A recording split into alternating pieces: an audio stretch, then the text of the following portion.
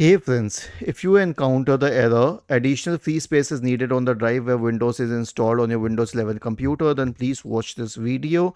I will guide you through the resolution. So, as obvious, you need to free up some space on your computer.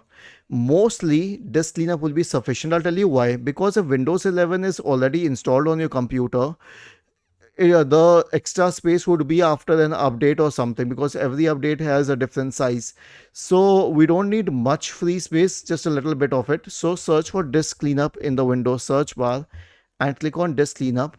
Okay, check all of these boxes and then click on OK and delete files.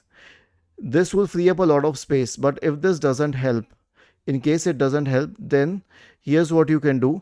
Search for files which are not required anymore and right click and delete those files.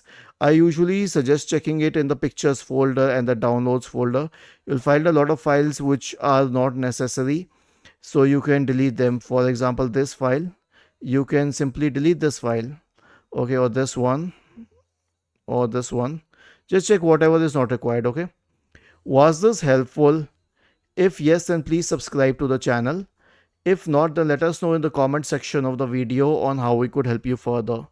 Thank you for watching this video and have a nice day.